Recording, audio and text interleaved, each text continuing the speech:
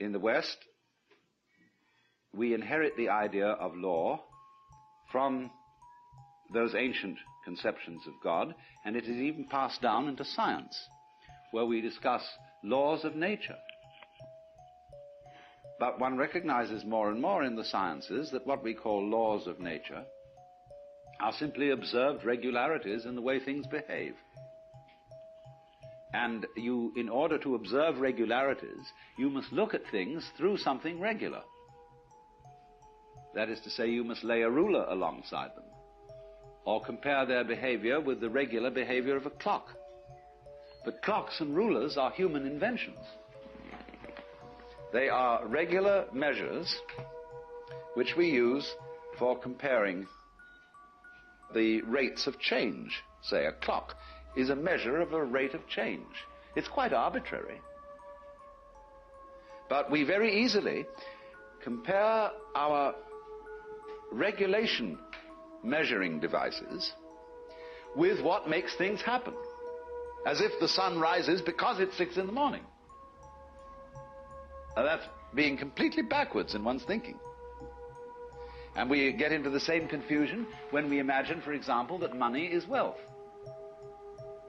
Here we have fantastic wealth, and we have the technological possibility of making everybody on earth the enjoyer of an independent income.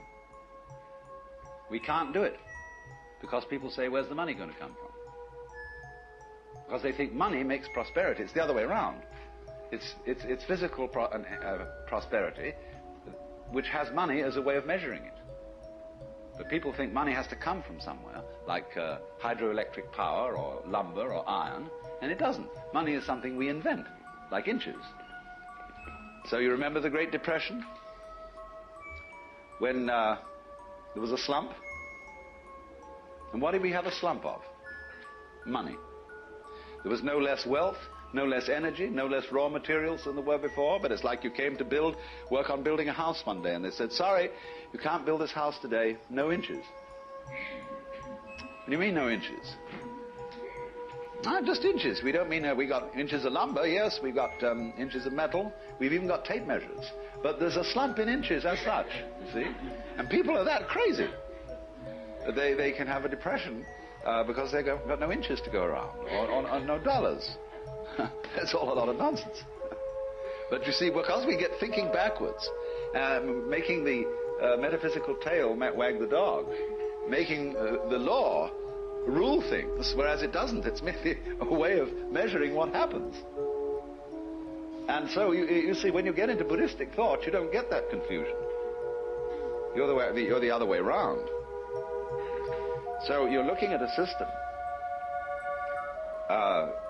where, to go back to the Buddha's words, this arises, that becomes, which is a way of saying, you can't have this without that. You can't have here without there. You wouldn't know where here was unless you knew where there was. And they come into being together. You don't get first here and then there, or first there and then here. These arise interdependently. That's the meaning of interdependent origination. And to grasp the idea of interdependent origination is as important as the idea about seeing how things are related by space and intervals.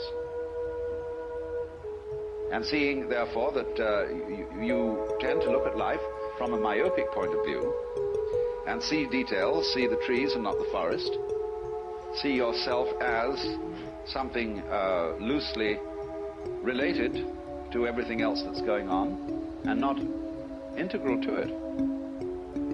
You see the figure but ignore the background. But the figure and the background arise mutually. They are to each other as this is to that. And so we really have to rid our brains of the notion of causality. The notion of causality being that present sets of circumstances are the result of past sets of circumstances. And that therefore certain events which are called causes are responsible for following events called effects. And all this is an enormous piece of mumbo-jumbo. Because what is not seen and what is not clear in thinking that way is that in physical nature there are no separate events. This is startling to people. But it's really quite easy to see that there are no events in nature. Because you can ask very simply, let's take something called an event. How do we demark it from other events? At what point, shall we say, were you born? Were you born at parturition? Or when the doctor slapped you on the bottom?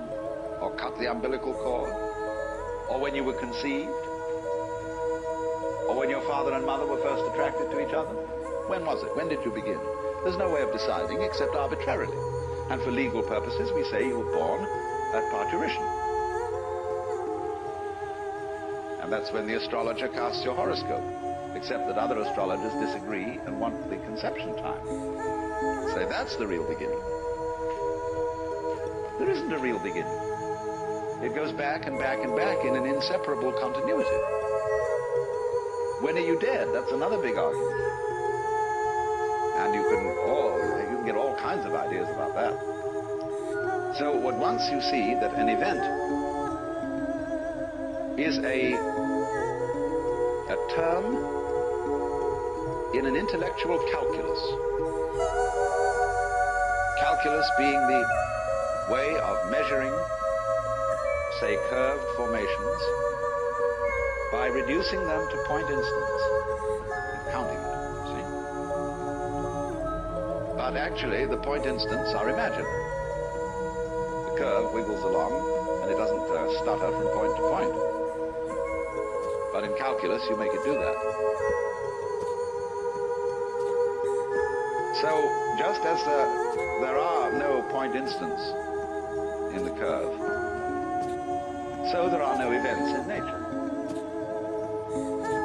Nature is a constantly fluctuating pattern. You can only designate particular wiggles in a pattern arbitrarily. You can count a convex formation as one wiggle, or a concave formation as one wiggle. Then you decide if you call it one way, if you give the convex properties the title of wiggle, you have to deny it to the concave properties, and vice versa. So when you see that what we call separate events don't exist, it becomes nonsense to speak of one event causing another. What you really mean is that the two events which you speak of as being causally related are simply two parts of the same event. They go with each other in the same way as this with that. The relationship is not causal. It is mutual. And it works two ways in time, because so-called future events are not merely passive to past events. But you could easily see when, for example, any biological process goes on,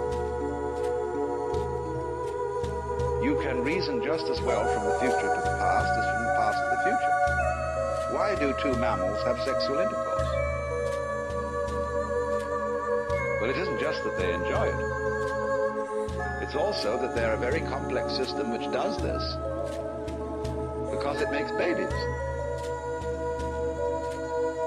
And the prospect of baby works in reverse and creates desire. You can reason that way. Well, it's silly. Because the whole process is one. And when we speak humanly and purposively, I am going downtown to buy groceries, then a future event could be said to be the cause of why you're now starting out to get into the car, buying groceries. And the difficulty we have in seeing this to be so is that we think in an either-or way, which is what is called dualism in Hindu-Buddhist thought, and that liberation is being free from dualism. So when you think in an either-or way, you see the figures in the background as moving, and therefore being responsible for their action.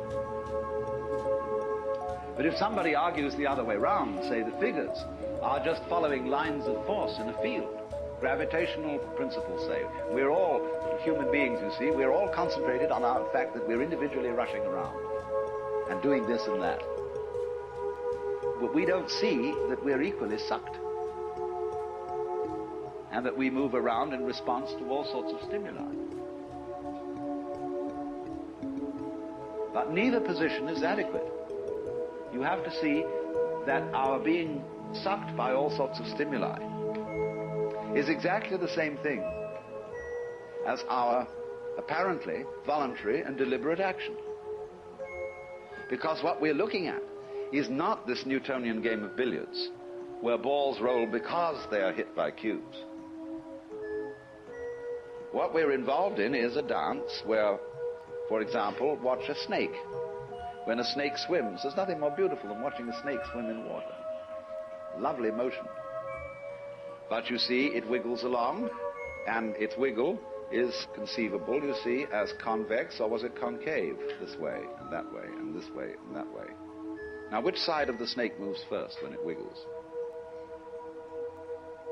So it's very easy to see there.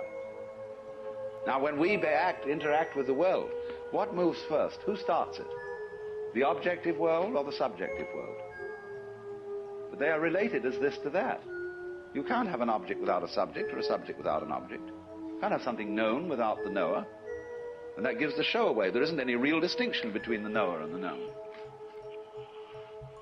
There's two ways of looking at something, yes. Two poles of a single process. But the knower and the known are subsumed as the knowing. And all life is knowing. Being, becoming. And it isn't something, in other words, that works by the idea of all this happens because someone shoves it. Now you see, the idea all this happens because someone shoves it is basic to Western thinking. There is the Lord God who's the boss. And he sloshes this universe into being and shoves it and sets it going. And you better obey that shove, because he's introduced into it some recalcitrance by giving to human beings what the Hebrews call the Yetzer Hara, the wayward spirit, so that they shall be able to play certain games on their own. Because nothing very interesting would happen if everybody obeyed God. The whole world would be like a lifeless thing, see? So they had to reason that into it in order to save face for God, practically. Because otherwise he could be blamed for all the catastrophes that happened, instead of our being able to say to each other, well, it's our fault.